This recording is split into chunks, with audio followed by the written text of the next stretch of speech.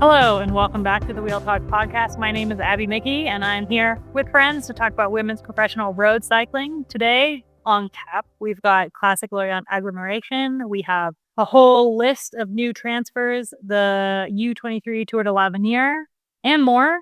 Joining me on the podcast today, Georgie Howe.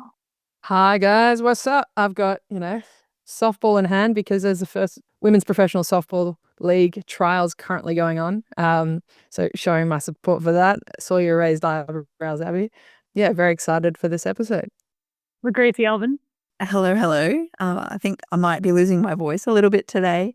Losing steam like I'm losing steam at this late part of the season every year, but there's still lots of fun stuff happening. So I'm sure I'll get my pep in my step as soon as we start talking women's cycling. I feel like every year, like the Simac Ladies Tour rolls around, which is our next World Tour race starting, today as you're listening to this, and we'll definitely dive into what's to come in that. But when it comes to this, I'm like writing the preview for it, and I know everyone's losing steam because like as of recording on Monday morning in Europe, there's still no start list. Last week it was just Lorena Vivas was on the start list. She was the only rider. It was the same when I checked like at 9 o'clock last night. Just Lorena Vivas, which is all you need to know really. Lauren Rowney, hello. G'day everyone. Yeah, I'm feeling a little bit like Gracie, but I think the race on the weekend was pretty exciting. And, I think in the piece that you wrote on Escape, I don't know if it was you, Abby, or another colleague, saying how this can sort of show where people are at this time of the season. And if you have ambitions for the Worlds, I think this is a nice little race to, to show what you got with 1 month to go. Yeah, there's a lot to talk about when it comes to the World Championships coming up, the racing going on right now, and kind of what it means. I remember my old teammate Jess Allen would always talk about Simac and like Plouay and these like late season races. I will always call it Plouay. I will not call it another name. And the Italian classics.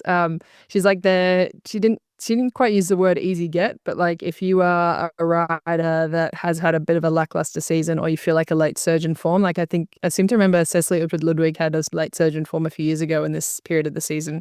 Like you can really make hay while the sun shines because people are just checked out. Like a break will go and like people's ability and capacity to chase it down is nil pretty much. Especially after the intensity of this season. So I think the victor of Plouay was expected, but I think we might see some Hail Marys thrown at the tail end of the season, and that's why it's so much fun. Yeah, agreed. All right, let's dive in. So we'll start with news and work our way into the racing that we have to talk about. And we also have the Cyclist Alliance release their yearly survey as you're listening to this. So we will dive into that a little bit because Georgie wrote a great piece about that. So starting off with the news in relation to Simac Ladies Tour, actually, Sarah Roy announced that it will be her last race, the Simac Ladies Tour this year, which is where she got her first professional win in 2016. And she's bookending her career with the final professional race at the Simac Ladies Tour for EF education only. I'd like to just say a couple words just in relation to Roy's retirement announcement. And yeah, she's been a big part of the peloton for a long time now, and she's been part of quite a few teams. So I think that she's left a mark on lots of people. She was a teammate of mine for a long time, and there weren't many people that made me laugh more than her. We were quite complementary to each other in races, so we did race together a lot, especially the one-day spring classics. And she's very talented physically.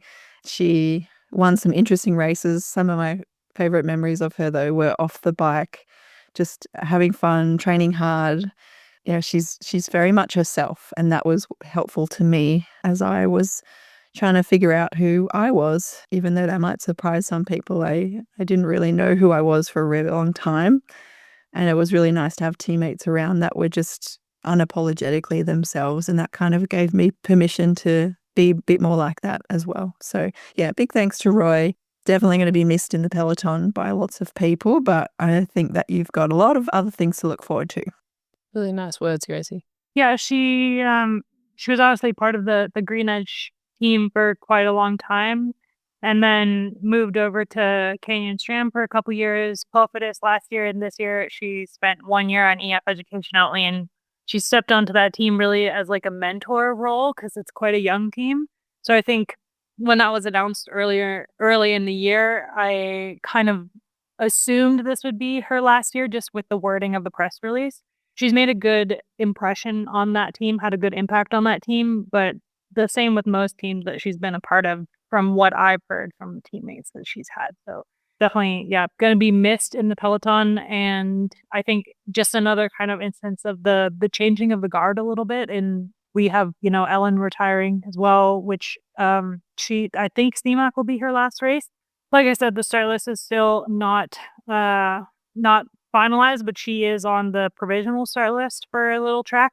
And I think this year and next year, we're going to see like a really big changing of the guard in cycling with, the loss of like Lizzie Diven and Ellen and Roy and others. I wonder if Simac has kind of got their farewell ceremony down pat, because it seems to be the last race for a lot of riders each year.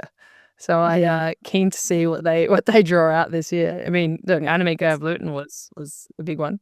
Yeah, it's sweet. I like to see if a race does something special and the peloton can kind of get into it, like the wheels up kind of guard of honor type of thing. I think that's really nice. But it's I think, Abby, you're right. Like next year will be a different looking peloton, that's for sure. I think the Pelo is getting younger and younger, and it's looking more and more different with how it's all structured as well, which we'll get into with the rider survey. So it's not only will we have new sponsors to learn the team names, but we'll have a new peloton to get used to. We're going to get into Lavernier, but if you compare the first year of Lavernier to this year, if you just go through the GC results or even stage by stage, and you see how many of those riders are in World Tour teams or pro level or development teams, the depth just of that U23 category is growing. And we'll talk a little bit about transfers, some of these younger riders as well that are coming into the peloton and getting these bigger contracts now. Yeah, so one of the most interesting transfers for me so far has been Lauren Dixon to FDJ Suez, and I think we talked about her briefly after Tour Norway, where she had an incredible ride there, and Demi Vollering actually slid into her DMs there and said she should think about contacting FDJ Suez, and so she signed with them along with Franzi's coach. So that's a huge signing.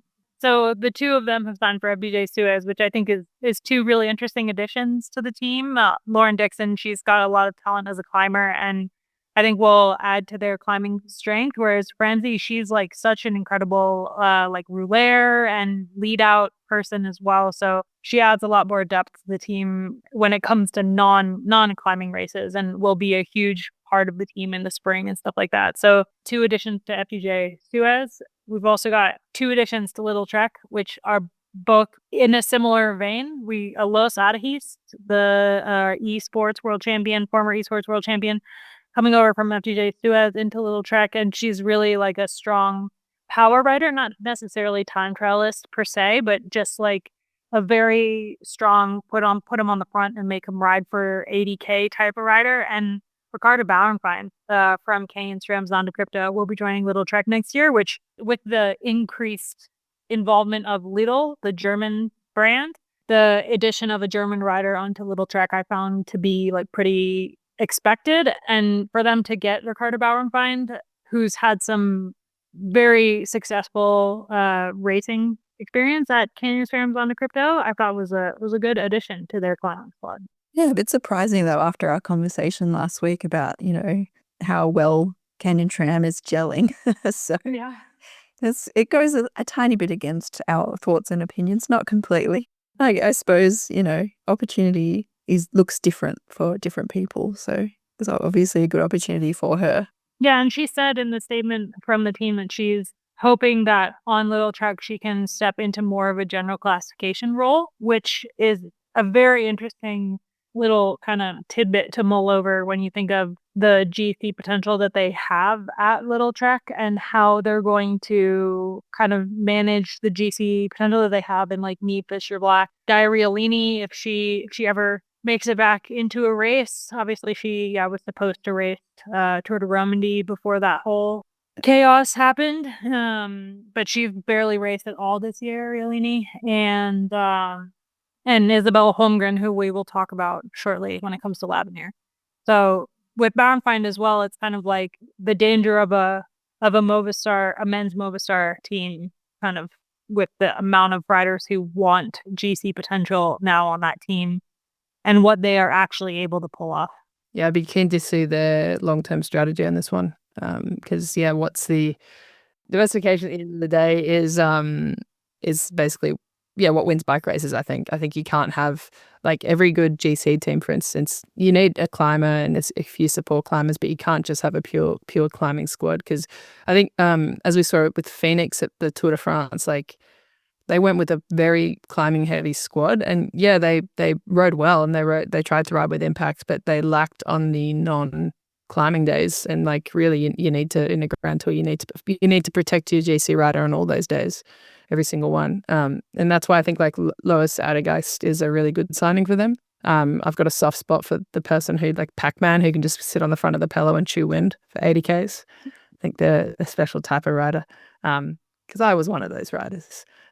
But I'm interested to see what Little Trek have got up their sleeve, because typically they have been such a classics like heavy team. To have such a like boost in their climbing squad could be interesting. Yeah. Two other signings worth mentioning: Marta Jaskolska and Petra Tiaski to Human Powered Health. So Human Powered Health kind of continuing to pick up talent that will hopefully help them in the coming years, and they will like kind of barely make the cutoff for World Tour, and thanks to Ceratizit holding, which we'll also talk about a little bit, and other teams kind of roll on not performing. And I think Human Powered Health was the team that I was eyeing the most to lose their World Tour license, but they will hold on to it, and they're picking up riders accordingly. What is the average roster size for 2026? Do we know yet? Just having a little bit of a look at, like, I'm just looking at Trek, for example. So they're at 17 right now. I would say between 17 and 19. Oh, surely not. Not sure on an average. Because Liverpool Jaco this year was 14. Yeah, Liverpool Jaco have always been on the razor. I've been on years where it's been 11. That's mad. How do you do that? You're just tired all the time. There's 14 for FDJ for next year. I'd assume that FDJ is going to announce at least 2 more riders. They can't have a team of 14 going into 2026. Was there anyone out of contract they haven't said that they've extended? I haven't really looked into it, to be honest. I need to do that though this week. Nina Boisman, Coralie DeMay, Eugenia Duval, Lauren Mollengraf, and Alicia Vigilia are all, their contracts are expiring. But I assume that at least like Coralie DeMay will be re-signed, and Eugene, like I would assume those two for sure, and Nina probably as well, but we'll see. I would think FTJ would hover around that 17 for sure. Yeah. They've got, I mean, they have the cash. Yeah, when I was looking at riders out of contract for the newsletter the week before last week, I was actually really surprised how many riders are out of contract this year. Like, it's not as many big names, but there's still quite a few riders that are out of contract. I felt like last year a lot of riders were out of contract, which is interesting. Yeah, just like, again, we'll go into the rider survey, but the cadence at which these the contracts are coming up, like the amount of 1 year and 2 year contracts, are quite, it's an interesting stat actually. Yeah. So I think like while we won't have massive, huge transfers like we had last year, there's still so many riders yet to be announced that are currently in the World Tour peloton that, well, especially like Ceratizit, I finally announced last week that they are folding, like pretty much before the season actually ends. They're not going to do the races in China that they won all of them last year. So I was surprised to see that, but clearly just ready to put a lid on it, and they will be done racing after, did they say, I think it was Maryland they said is going to be their last race, or maybe Simac. So there's that entire team that has yet to be announced, and the only rider so far that has been announced, Georgie's friend, Vinny Kangeveld, Wasn't Marta who's going to Libby Trek, isn't she? She's going to. She's had an hours. Yeah, you're right. You're right. And there's other riders on the team that have been announced or have signed contracts but haven't been announced yet. But like all of Phoenix to Kunik basically is out of contract. They have 1, 2, 3, 4, 5, 6, 7, 8, 9, 10, 11, 12, 13 riders that are currently signed with Phoenix Kunuk that haven't been renewed, that like for sure some of them. And then Roland, which haven't been announced whether Roland will continue. There's rumors of a merger potentially with another team for Roland, but they've got like their whole roster of riders also like looking for contracts. Yeah. This is like the worst as a rider. Like this is the worst time of year. If you don't have a contract, this is the pits, because you just see these announcements come rolling out and you're like, Lauren, as an agent, you'd be getting spammed. Yep. It's not fun. I'll just say that. Not fun to be an agent right now. Or an out of contract rider. Fun in April and May. It's less fun. Yeah. It's less fun now, that's for sure. And it's just a tough year. It's a tough market this year. So yeah, I mean, with multiple teams folding, so Ceratizit, like we've kind of known for a while, and they announced back in, I think it was May, that Ceratizit wasn't signing back on as their title sponsor, and they were unable to find a new title sponsor to keep the team going. So they will be folding at the end of 2025, which leaves one World Tour license up for grabs in the fight for a World Tour license for the next 3 years is the next cycle, and that a huge blow in terms of like the history of the team and how long the team has been involved in women's cycling, and how they were able to build themselves up from like an amateur British team into a World Tour team. And they had quite a bit of talent come through there. Kirsten Brield is probably one of the biggest names. Lisa Brennauer, Julie Leth. Like there was that year in Tokyo where they had like a ton of Olympic riders on the team for the track specifically. So it's a blow to cycling that they are done, and especially just because it's just one less top tier team for riders to look at. We've also had the news that Hess is shutting down, like effective immediately. They basically have been having a horrible year like from the start. They were, from already February, riders weren't getting paid. They didn't have equipment. They didn't have kit. So there was a huge problem with that team, and we saw a lot of riders jump ship really early in the year. But they were able to pull things together and race a little bit this year, but they have announced that they're done. So not necessarily, like, not on the same level as Ceratizit, obviously, but just I don't think that it's the first team we're going to hear fold this year.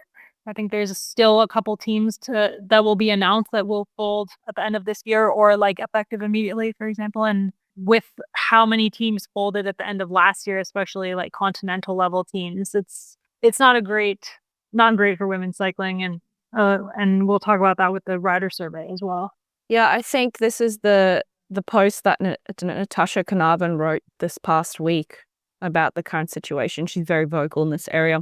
That in fact, yes, in 2026, UCI women's continental teams will no longer be allowed to race in the Women's World Tour events, which means that for a lot of these teams that depend on that coverage, and, you know, when they're pitching to sponsors saying, we will particularly think of Belgian continental teams that quite often, I'm thinking DD Group is one of the ones that I really know here in Belgium, got a start in almost all the big classics.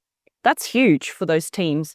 And part of their strategy going into those races is to make sure that they put their stronger riders in those breakaways and get that TV time, because that's still, as like old school as it is with cycling, that's still something they pitch to the sponsors, right? Is amount of time on TV that sponsor will be presented. So it is tough, and I'm a bit scared to see what happens for some of these teams after the 2026 season, or even leading into it.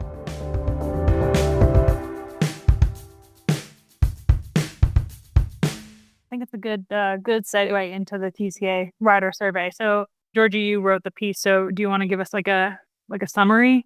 Yeah, I kind of focused on a few areas, and I reached out to, unfortunately, they had a press conference with TCA right now. So we've missed that, but that's okay. I got some quotes from, I asked the president of TCA in front of the pod, Grace Brown, for a few things. But the TCA rider survey is something that has happened the past 8 years. This is its 8th edition. And I knew that I was looking at words too much today when I looked at the word 8th, and I was like, that is such a strange word. Why is it spelled that way? There are too many consonants. And it really, really got my back up. So we had a look at the survey, and we had 202 respondents all up. 187 of those were road riders. Of the survey respondents, it's not a compulsory survey, but this is optionally opted in. But the more riders that respond, the better the validity of the stats that we get, which is good. So from a continental rider perspective, just over 21%. UCI Women's Pro Team, that new tier that came in this year, that's at 20% respondents. And then the UCI Women's World Tour with 39%. And a lot of those riders that responded had over 4 years of experience in professional peloton. So a lot of experience came into these findings. Salary is still something that is not great. 17% of riders received no salary. That's up from 15% in 2024. And continental riders are the hardest hit in the area when it comes to salary, with 84% receiving less than 20,000 euros per year, which is about just over 23,000 USD as of today in the conversion rates. The stabilization of the salaries at the pro team level and the Women's World Tour level has been good, with the implementation of minimum salaries, particularly at the Women's World Tour level. That's come in this year at the pro team level. So between this year and 2027, salaries will rise 18% for the pro teams, and have risen 18% over the past 3 years in the Women's World Tour. Minimum salary for those who are contracted riders in the Women's World Tour is now 62,320 euros, which is pretty good. The biggest thing for me that stood out was the race days. So there are kind of two different arguments or points that I want to bring up here. So with the Women's World Tour race days, they had they had 3 brackets looking at race days. They had below 30 race days a year, 30 to 50 race days per year, or 31 to 50 race days per year, and then 51 to 75. And 75 race days is the maximum that the UCI will allow. But in my humble opinion, if you're racing 75 race days in the Women's World Tour, I don't think you're alive. So I think that's a fairly big maximum there. But the Women's World Tour had the most out of all the Conti Pro Team and Women's World Tour. They had the most riders racing more than 51 between that 51 and 75 bracket of race days, was 16%. Which I thought was quite interesting, given the fact that, we've talked a lot about roster sizes and the demands of the calendar, as well as if you bring in the whole what we've talked about with the ability of Pauline Ferrand-Prévot being able to take 81 days before the Tour de France. What does that then put on the other riders in the team? So there's that as well. And then on the other side of the spectrum, you've got the continental riders, who 49% of the continental rider cohort who participated in this survey race less than 30 days a year. So they're not getting the race days they need to put themselves out there. So like I said, one end of the spectrum, you've got the Women's World Tour, who are struggling with that schedule and struggling to keep a healthy roster. And then on the other end, you've got the continental riders who are struggling to even get race days. And with, as Lauren said, with the added requirement of these Conti teams not being able to race at the World Tour level, it's going to put strain on those teams to actually get the race days and get those race days up. And then also you've got the .pro races struggling from a race organisation perspective. Like we lost Turigan this year as well as one other. So that's another topic to consider. And then at the World Tour level, unless there is better management of the riders and bigger rosters, in my opinion, there's going to be a real struggle next year, because that 16% that race over 51 race days could indeed increase, because only the Women's World Tour teams can only miss one Women's World Tour race next year, which means that riders are going to be racing more and under more strain, and World Tour races are going to be given more weight. So does that mean then that World Tour teams will be present less at these .pro races and races below? So that's something to consider. But does that then disincentivize .pro races from even existing if you don't get the World Tour riders there? So there's a lot of problems that have come out of this as I went through. And then I spoke about finding the balance between jobs and university. It should come as no surprise that the continental riders are more likely to hold down a second job to support themselves in their career, with 42%. Then there's a duty of care piece around the UCI and what the riders are looking at in terms of what they need from the UCI. Women's World Tour looking at very much at safety. They're wanting to like have the UCI put more safety protocols in there. Whereas in the Conti teams, it's like they want more financial stability. But what I like found quite interesting is that they had a stat in there around like why riders are leaving their career, like why they're retiring. And for the World Tour riders, it was safety, like they're seeing the risk a lot more. That could come from the whole fact that these riders are older. Like a lot of the Women's World Tour riders are a bit older. They see the risk a bit more than the younger riders in the respondent pool. That's an assumption. We don't know that for sure. But then pro team riders are citing mental health and burnout as the biggest reason for leaving. And then with Conti riders, it's that financial, that like they can't support themselves financially, so they have to leave the sport. This is a really important survey because it kind of gives us a glimpse into the human element of the sport, and TCA does a great job in giving us this insight. They did have like recommendations at the end, and it was a lot about more work around salaries and making sure that these riders have what they need financially, more work around broadcast, and more work around safety. They are pushing for these areas, and it is worth a while of these. I know a lot of pros listen to this podcast. It is worth a while of these professional riders to sign up to TCA and pay that small membership fee, because you also do get access to really valuable services, which they. But yeah, I think women's cycling has come a long, long, long way. There's still a long way for it to go. And I think a lot of it comes down to, yes, I've said this before, but just follow the money, and that's where you'll find the issues. So I think the business model of cycling needs to shift in order to support these changes. Well, thanks so much for that rundown, Georgie. Discuss. I don't know how much we can discuss it. Yeah. Thanks for summarising some nice key points there, and definitely encourage people to go read the report when it becomes available to the public, which it should. Pretty much every report they've done has been made available for everyone to read.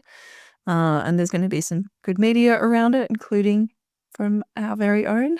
But yeah, just to reiterate how important these surveys have been over the years. For sure, we all have a bit of survey fatigue one way or another in our lives, and athletes don't love to do any admin where possible. But yeah, big thank you to every rider that did complete this survey this year and all of the surveys previously, because the information to come out of this stuff, while it is, subject to the people that take it, there has to be some consideration there in, the overall results. The fact is that there have been quite a lot of people that have done the surveys over the years that have given some great insights into the sport that one way or another have informed change. Whether those people able to make change have given credit or not to the surveys, you can definitely say that these surveys have made a big difference. So big thanks to the TCA for continuing on that. Big part of their annual work is making sure this survey is pushed out, is the riders are engaging, there's social media around it, people are encouraging. It's the engagement. That's right. So everyone that shared something on social media, I think I forgot this year, so bad me. I usually try and share it. Yeah, like it's really important, and it's really amazing now to see some pretty awesome year-on-year data, because those first couple of surveys were super helpful, but now it's just getting more important because we have some really nice comparative numbers. Yeah, I think a really big thanks to the riders who are really talking to the social media funnel, who are really vocal on social media, really pushing this. I'm sure they push it within their own teams, but we need more riders to engage with this across all levels, the continental, the pro, and the world tour, because yeah, obviously, if the more people who take the survey, the more the statistical validity of the survey. So yeah, whilst it was good, how many people took it? 200 and something? 202. So that was across. To me, that's not like good road, enough. The road map, probably less than 50% of the registered riders at these levels. Yeah, it is 50%. Yeah, it's like 40 something. Yeah. Yeah. So it's not enough, but it's good enough to create this survey. Just like Lauren said, just keep championing it, and any rider listening to this podcast, part of that responsibility is on you. And yeah, while we encourage riders to be members of the Cyclist Alliance, you don't have to be to still have benefits from them. Mm-hmm. The Cyclist Alliance is still helping the peloton in general. And if you have something that is actually scary or pressing or urgent or whatever, and you're worried, you can reach out even if you're not a member, because they are there to help. Well, I know a lot of young riders who have used the TCA over the years because of all the different issues they faced as young athletes navigating the sport in Europe, and they've been so good in helping. So yeah, we're all for the TCA. I think anyone who's a long time listener knows that. But maybe what they need to do next year is like at different races or something. I mean, you know how it is with elite athletes. You have time. Have like a survey party or something. I don't know. At the dinner table, everyone take the survey together or something like that. Yeah, I think it's like if like riders talk all the time about like we need more safety in races. Like, oh, that was stupid. Like, why don't we have this? It's like, no, this is your opportunity to make your voice heard. Yes. Yeah, there are a few channels for that kind of feedback, and this is one of them. Yeah, I mean, we're like huge fans of the TCA and what they do, and one of the reasons is just the help that they give the riders. I'm always really interested to see the results of this survey, and I think one of the most interesting things to me this year was just the difference in what's most important to each level of rider. Because it used to be that like salary was always just a lot of times like far and away the biggest thing for a lot of the levels of cycling. But now that we have the distinction between the World Tour, the pro team, and also the continental levels, what is most important to the riders is shifting, which I found really fascinating. And obviously safety is something that, yeah, Georgie and I talk about a lot on Escape. I mean, this year I know I won't spoil the article because sign up and become an Escape member. But I talk about this. There's the tumultuous year that has been 2025 with regards to the UCI. And it's only September. Yeah, we still got ways to go. I mean, we know that Italy always throws something up. Yeah. Still got a ways to go.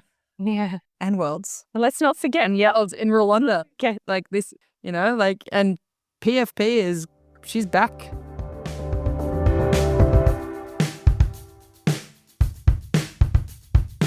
Let's talk about, I think this is a good segue into Classic Lorient Agglomération. I know that's not how you pronounce it, but I don't know how else to pronounce it. And GP de Plouay rolls off the tongue a lot better, which was on Saturday. I love this race. Yeah, one of my favorite races as we approach the World Championships. It's this really interesting time in the calendar where you have riders who are totally cracked and like just are hanging on for dear life. Riders who have just taken a break and are building up to Worlds.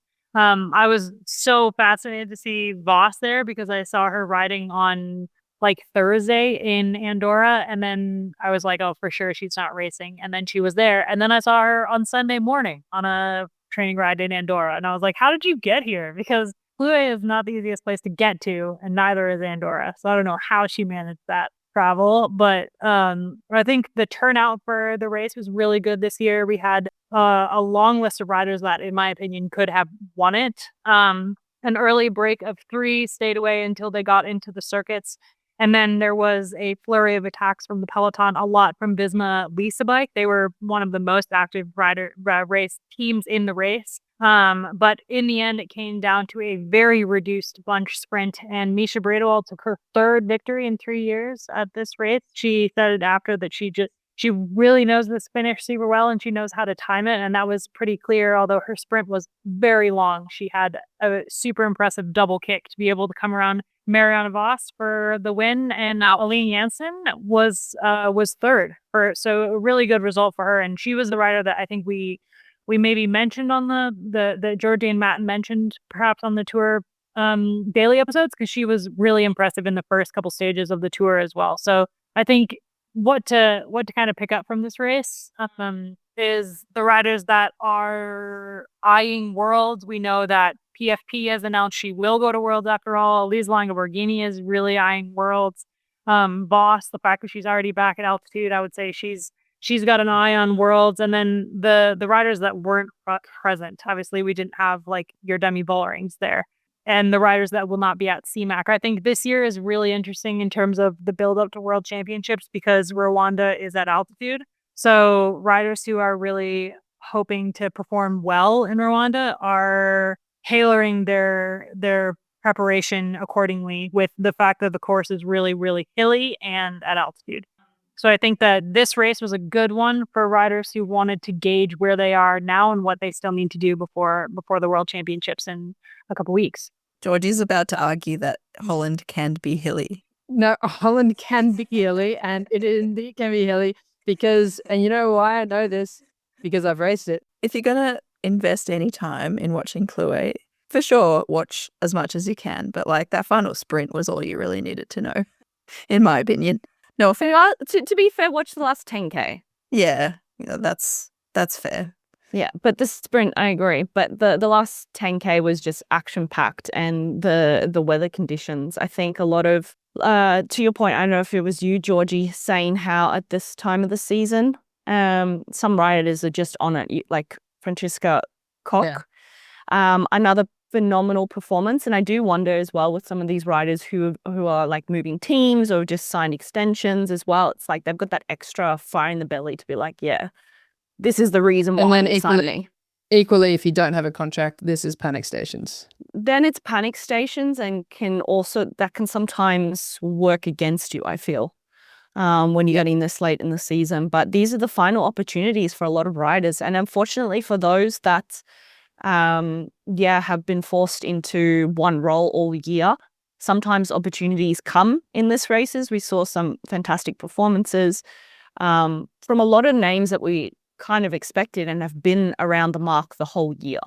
Like Femke de Vries has been fantastic this year on Visma Lisa bike, and she had such a strong race. I was gonna say like her attacks, and I think the last 23 kilometers of this race, once they enter the final circuits, are always the best for me, because they have those two climbs in the circuits that and the twisty descents that make for some really interesting racing. It's one of those kind of like out of sight, out of mind. But if you don't make it to the final 4 kilometers with a gap, then the race is going to come down to a sprint, just because the last 3 kilometers is like a pulse flat downhill to the line.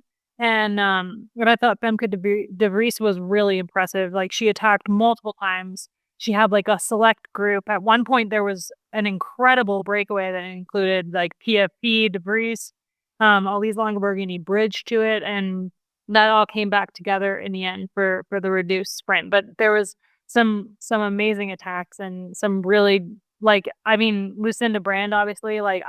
There was like a brief moment there where I was like, oh my gosh, the break actually might make it, because there was chasing in the peloton behind, especially from UAE Team ADQ, which they won Cresbrez on Thursday with Elise Longoborghini. So I think for Longoborghini going into this race, like, she's won it before in 2021, but she's really eyeing the World Championships, and she would have loved to add Plouay to her 2025 list of races that she won. I think they were really, really hoping that she would be able to do it, but they just left it way too late with any move that could have come from her.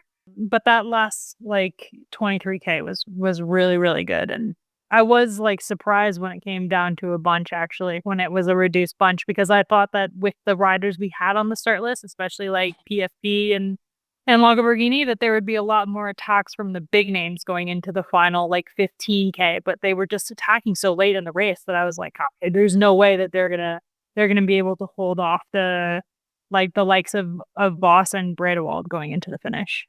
People are tired, bro.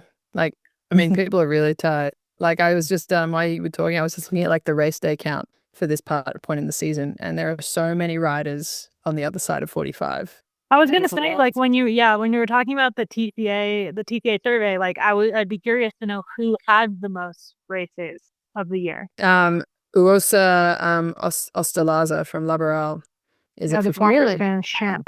Yeah. Yeah. Yara Castelline is at 51. Wow. Laboral have got a lot. Yeah. Yeah, they've got three riders in the top 4 of the most race days of the year, which is, they're really really, really close to that World Tour cutoff. And I know, Georgia, you've said in the past that that's a goal that team has, is to be World Tour.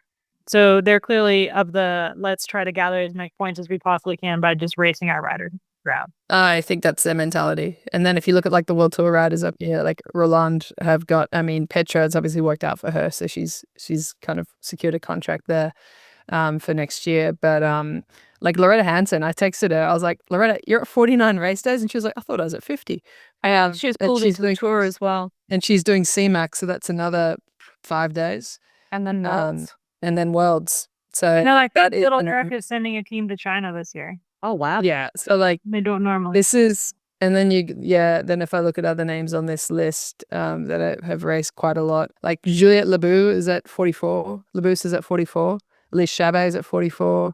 Like we kind of question, like why are riders like lacking? Like why was Labous lacking? And it's pretty clear why they're fried. Yeah. I think it's really interesting the difference between like the women's peloton and the men's peloton and the number of race days, because like multiple times, like my husband who races in the men's world tour, he's had to like get a note from the UCI that he can keep racing because he's gone over they have like a maximum number of race days Yeah. riders are allowed to do. Yeah. So right now we're Randy in there makes a big difference. Yeah. Like if you look at Alex Edmondson, for instance, he's at 73 race days. Benjamin Thomas from Coppice is at 76. I don't know what the maximum is, but for the women's peloton it's 75. So There are those riders, that just get pulled in. And Yeah, like it it's really not is. so much about specialization. Like the men's teams are usually 30 riders, and there's a handful of winners on each team, and everyone else is the filler who could win a race for sure, but they're not necessarily labeled as winners. So someone like Edmo is a good example of that. Of if you stick him in the right break, he could probably win, but usually he's just there to support teams in a variety of different races, and that's what he gets paid for. Whereas we don't see that high level of specialization as domestics in women's racing. No. And I still think that sometimes those riders are really undervalued. And I've spoken with team managers who are starting to realize that they do need to value those riders and pay them what they deserve. Because it's fine to be in that role. And I think we always look at someone like Loretta Hanson, who is super talented, in my opinion, but she fills that role so well within Trek, and she's super reliable. And the more years she's raced, you can see her ability to just go deeper and deeper into the race. Like she's become one of those super domestiques. Yeah. So I feel teams need to invest in those super domestiques and keep them close. Don't lose them, because you go, George. Don't overrace them, though. Don't overrace them. No, don't overrace them. That's the issue. Yeah, because I think It depends what you want from them, and it depends what that rider wants from themselves. Like, I assume that those handful of riders at the top end of race days in the men's side of things are, that they're happy because they get paid for that job, and they're not spending that emotional, mental energy maybe as much because they're not expecting to win and they're not being expected to win. Whereas someone like Labous, for example, she has high expectations of herself, and the team has high expectations of her too. So it's like that extra drain on you to be a winner and to race a lot. And that's, I think, a big key difference as well between the genders. I'm surprised Mariam Bunal has quite a lot of race days for such a young rider. Yeah, I'm surprised about that as well. And she did so well at the Tour de l'Avenir as well. Like she didn't walk away with it like she did last year, but the competition was arguably like maybe a little bit better this year, or arguably is. We'll talk about it. We'll talk about that. And Flora Perkins is only 21. Yeah, let's talk about l'Avenir. So in the end, Misha Bradewell took her third win at the GP de Plouay, and I think the sprint was one of the best parts. So you can check that out on YouTube, and I will link it in the newsletter this week. Simac Ladies Tour coming up from September 2nd to the 7th, and I think we're going to see some good sprinters lining up there as well, although there are a couple hillier stages, Georgie, for you, that are hills. Kalberg is big. Yeah. There's the first stage is already, we have a bunch of 82 kilometers of the stage, but it's 11 laps of a circuit that includes a nice little hill around Leuven. So that will be a selective race, like right off the bat for the first stage. And then the second stage is also a four laps of a circuit that's pretty hilly. So like the first two stages right away. I mean, I love a lap. Well, I mean, like it's like the Kermesse dog comes out in all these riders, and it's like 137 riders are starting, and like they haven't been on these roads since the spring. It's going to be carnage. It's carnage every year. Well, I think stages 3 and 4 are definitely going to be like sprint stages. There's a little bit of climbing in stage 3, but both stages are a lot flatter than stages 1 and 2, where there's the first stage is 673 meters elevation gain, and the second is 483 meters elevation gain. And then stage 5 is a time trial, 10-kilometer long time trial that's like pretty flat. And there's a little bit of rolling in it, but it's 9 meters elevation gain, so not much there. And then the final stage is another like point to point race with just a couple poppy climbs that I think is probably going to end in a sprint finish. So 3 sprint stages, 2 more technical circuit stages, and a time trial. So there's a lot to look forward to, I think, at Simac Ladies Tour, and it'll be a good battle for the win there. And you have the start list pulled up, Georgie. I have. I'm just, this is my best like junior consultant brain coming out. Be like, I can get the shared screen up. We can do this before the partner even asks. It's up. So yeah, we have the full start list out. It's no longer just Lorena Vivas. It is 137 people on this start list with teams of 7, which is great to see. It is going to be a hectic race, and we've got some great competitors on here. What's jumping out to me is we've got Kat Ferguson, who's coming out. She didn't race the tour. Had a chat with some people there, and it was questioning why she wasn't at the tour, given that Visma Lisa Bike had Imogen Wolf, who's actually Kat's roommate. And they're both the same age. So, yeah, it would have been interesting to see that battle. But we've got Ferguson there, who obviously has a great sprint on her. Vivas has a great sprint on her. Elisa Balsamo is going from Lidl Trek. We've got Lara Gillespie from UAE Team ADQ, who had a great Tour de France. So she'll be riding on a high here. Ali Wollaston from FDJ Suez. Zoe Backstead from Kenny Shrams under Crypto. Yeah, we've got some class sprinters coming out here. Shari Bossett from AG Insurance Sudal. And Cool is obviously switched teams. So sorry, it is September 1st, and she's making it hard for me. But Team Bikini Personnel also have a good sprint team coming out here. So it's going to be a very interesting race, I think. And I think the sprinters these days, especially the sprinters that I've just listed, they are the type that can get over the hills. Mm-hmm. Even though they are hills, and they're very much hills, they are hard. I think these sprinters can actually get to the finish. So I think we will see sprint finishes. I mean, I'm actually surprised not to see Cool on the start list for Phoenix Koenig. I expected this to be her first race with the team, especially when she switched teams like before the end of the season. But yeah, not on the start list for Phoenix Koenig here. So we will not see a Cool Weavis showdown that I think we've all missed this year. Well, Cool has been, kind of a bit of a hard. Oh no, she wrote actually why. Since I often get the question why I'm not racing and what's going on, in the last stage of Balois Tour, I crashed heavily and hit my head. The first week it all felt fine, but then, it all started in the Tour de France Femme avec Zwift, the symptoms of a concussion. I've chosen my health and decided not to continue racing for the season. So there you go. Concussion filled her out. That's good. Yeah, I'm glad that she's taking her time to recover from that. It can be a major injury. I think for her as well, it might be good to just start the year fresh. So she's hit the new colors already. She's posted on social media in the team kit and everything, but I think she can hit the ground running next year.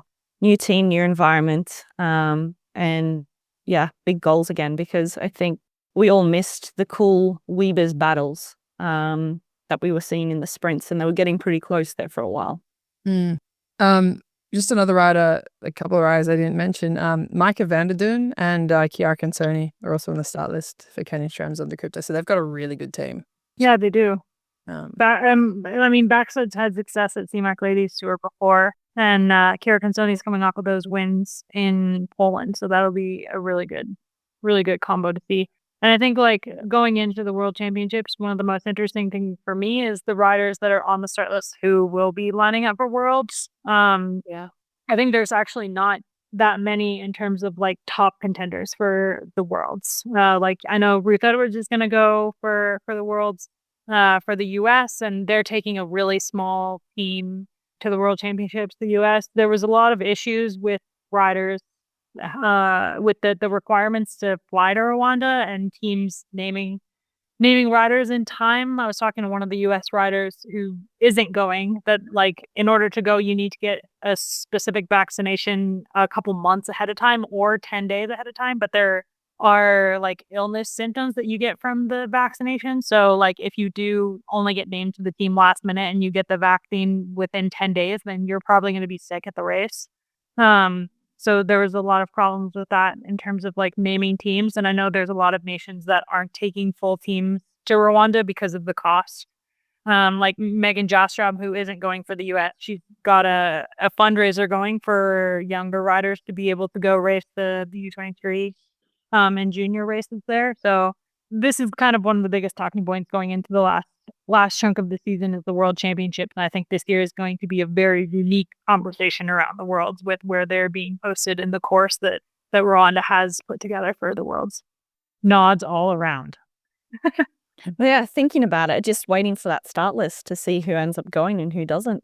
Yeah, it's going to be interesting. I mean, I think like PFP deciding that she is going to go, I was like, oh, no. She's going to be getting the vaccine 10 days before the race because she didn't decide in time, unless she had already like had it in the back of her mind 3 months ago and she got the vaccine she needed mid-season. But that was also would have been like, right when she was preparing for the tour. Just a lot of extra hurdles this year for the Worlds.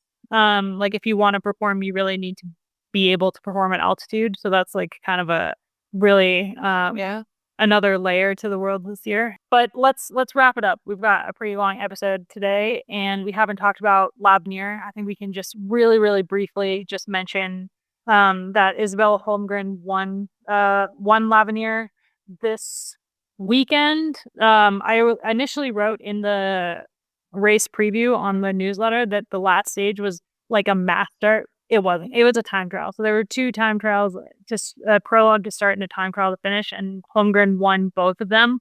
But the last one was an uphill time trial, really, really hard uphill time trial, and she was far and away the best climber in the race up against Marion Brunel.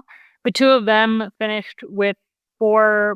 Brunel was almost 2 minutes down, and then third place was Talia Appleton, 4 minutes and 6 seconds down. So it was really not a huge battle for the overall L'Avenir this year. Holmgren had it, in the bag. But there weren't that many riders who won stages. Holmgren won 2. Celia Geri, who's on FDJ Suez in the normal season, won 3 stages, 1, 3, and 4. And Scarlett Soren won stage 2. So kind of the same names at the top of the results. It was interesting. Like the GC margins were or like the GC order was kind of set in the prologue. Didn't really change. Yeah, I just found that really interesting because it was like such a weird, like I don't think you see that very often, especially when you've got such big climbing days. Mm-hmm. Yeah. I mean, like in terms of the top 10, it's a lot of riders that we're very familiar with, right? Like Holmgren had an incredible Giro, especially on the Queen stage. We've talked about Marion Brunel, and she won this race last year. I think Talia Appleton is a rider that we actually haven't talked about a lot, and being Australian, that's a pretty exciting up and comer. I think for you guys. Coached by my coach, and she is very exciting and one to watch. Her numbers are incredible. Yes, he told me that. Indeed. No, I actually worked with Talia at the 2022 Worlds in Australia, Wollongong. I was going to say Geelong, and I was like, nope, that was 2010. Yeah, and she had a really good race there. Super strong rider, but struggled with positioning, so she was really tough on herself. So I sent her a nice note after this result because she just had such a great week, and I think she's got some really exciting things coming up. So definitely one to keep your eye on. And so is Mackenzie Coupland. She had a great tour as well. So some good Aussies coming out of the junior and under 23 ranks, that's for sure.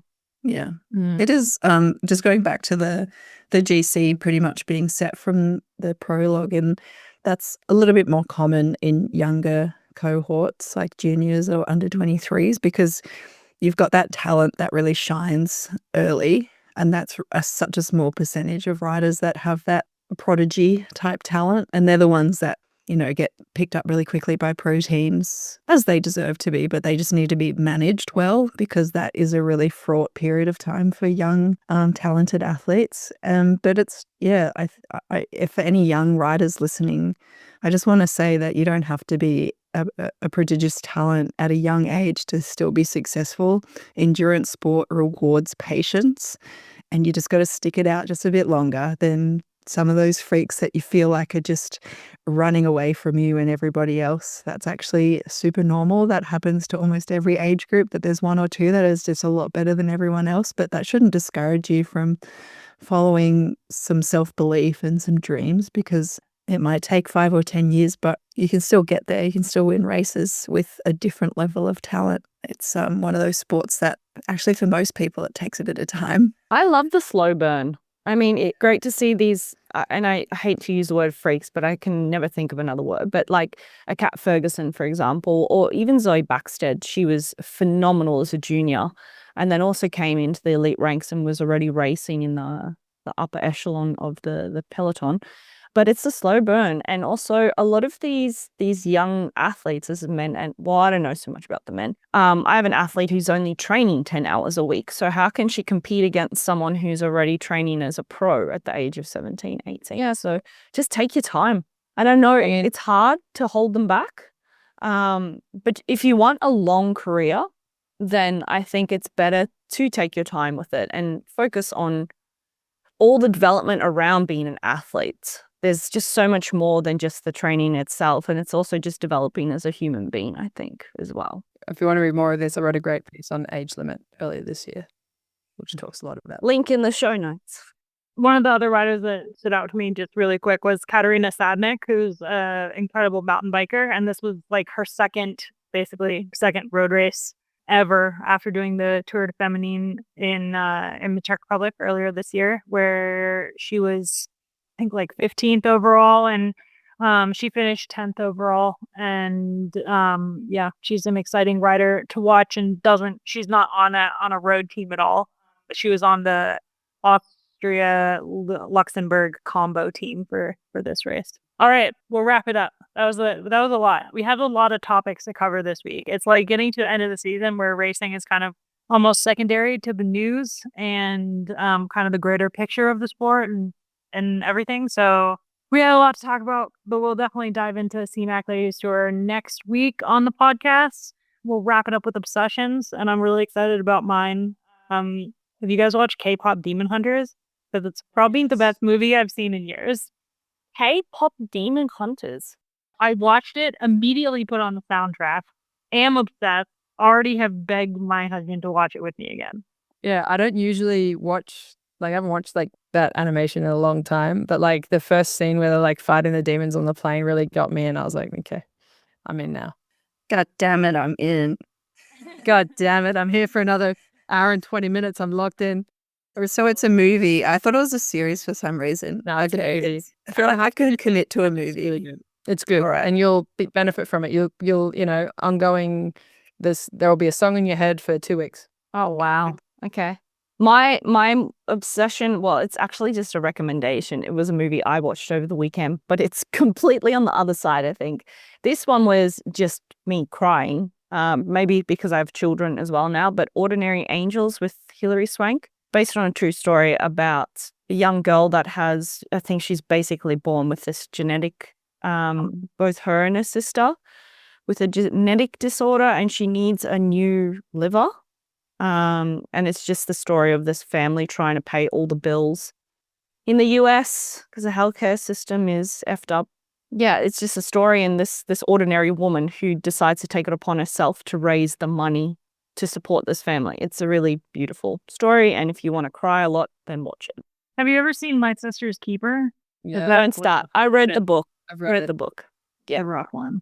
I probably need a good cry, to be honest, but I'm going to put it off like a normal adult. I'm not crying. So that was very, very therapeutic. I probably cry for all four of us, I think. Yeah. It's good. Good to have a cry. Anyone else? Anyone else? I've been rewatching Girls as a comfort show, but also I never finished it, so I'm actually looking forward to the stuff I haven't watched. But like the first season it kind of holds up. It kind of doesn't, but it's still so good to watch. Like, it's very white millennial, which is obviously me, so I can relate. But it's like so dated as well. But I don't know, it's just like so nice and easy to watch. That's Lena Dunham's show, right? Yep. Have you guys seen her new show? Is that one? Is it called Too Much I think so, yeah. or something like that?